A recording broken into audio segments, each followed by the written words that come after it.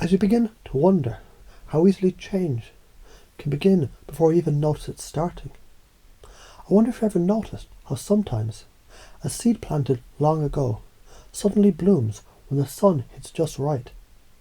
In that blooming, there's a quiet unfolding of everything you're already becoming. Imagine standing in front of a mirror that doesn't reflect who you were, but who you could be, who you've always been beneath the dust of borrowed beliefs. Because you're learning now to forget all the things that no longer serve you, and remember only what empowers you. And perhaps even now, you're beginning to realise that originality, it isn't something you create, it's something you uncover. Just like when you were a child and picked up a stick and it became a sword or a wand or a doorway to another world. Not because it changed, but because you did. You knew then what you're remembering now. You're the kind of person who doesn't wait for permission to be powerful. You claim it. You're not becoming original, you're returning to it. Because every action you take, every word you speak, every breath you draw from this moment forward, it's an unconscious commitment to one thing. You're installing a new operating system, a system where curiosity drives action, creativity is the compass, confidence is the default, and fear, it becomes fuel. Have you ever noticed how some people, they step into a room and the energy shifts? They don't say much, but their presence speaks louder than any words could. Why is that? Because they believe something others don't. And now so do you. Because every challenge is now an invitation, every mistake a masterclass, every moment a mirror. And the more you act in alignment with this truth, the more the world bends to meet it. People respond to certainty, and the most certain thing in the world is your ability to shape your own mind. And shaping minds, that's what true creators do. Think of the artist who doesn't copy the world, but recreates it from their own lens. The entrepreneur who saw a problem and said, "No one's solving this, so I will." The leader who speaks softly, with a fire in their chest that makes others lean in.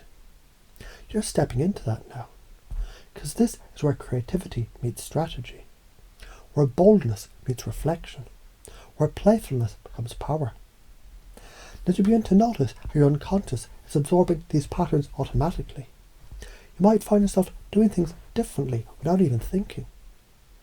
The next time you're in conversation, you might notice how your language shifts subtly, effortlessly. A metaphor slips in, a surprising insight, a question that cuts to the truth. People respond, they mirror you, because you're not speaking to them. You're speaking from a deeper truth within you, and they feel that, because authenticity, it isn't a tactic, it's a transmission. When you trust your own expression, when you release the need to filter, to shrink, to conform, you become magnetic. And that magnetism is not learned, it's remembered. That's why right now, in ways you may not fully understand, your unconscious mind is already rewriting the code, already implementing. That failure is feedback. That emotion is energy to be moved, not avoided. That charisma is clarity plus courage. You don't need to be perfect, you just need to be present. That originality is who you are when you stop trying to be what you're not. And you may find this shows up in surprising ways. Maybe it's the bold idea. Do you speak up within a meeting?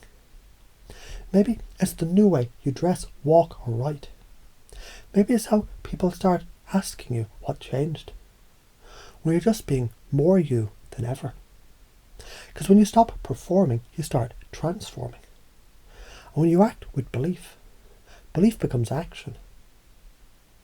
This is your new structure, flexible, intuitive, alive. It adapts, it grows, it reflects back the best of you. And from this structure flows new behaviour. You experiment, you explore, you embody. You become the kind of person who can hold paradoxes. Structure and spontaneity, creativity and discipline, empathy and power. Because your new belief system, it isn't rigid, It's responsive. It doesn't shout, it resonates. Now think of a moment in the near future, maybe tonight, maybe tomorrow. You find yourself in a situation that once felt uncomfortable, but this time something clicks, and you respond not from habit but from alignment. You pause, you breathe, you choose. And in that moment you smile, because without trying, you've become someone new, or rather someone real. And maybe the most beautiful part, you don't need to remember how this happened, because your unconscious, it already knows. Just like the way your body knows how to breathe, or your eyes blink without needing instruction. This is how you change, not through effort, but through identity. And your new identity, innovator, descriptor, creator, original. You're not here to fit in, you're here to stand out, to light up rooms just by being in them, to make people feel something, to lead by example, to live what others only talk about. You're not learning who to be, you're remembering who you are, and it feels good, doesn't it?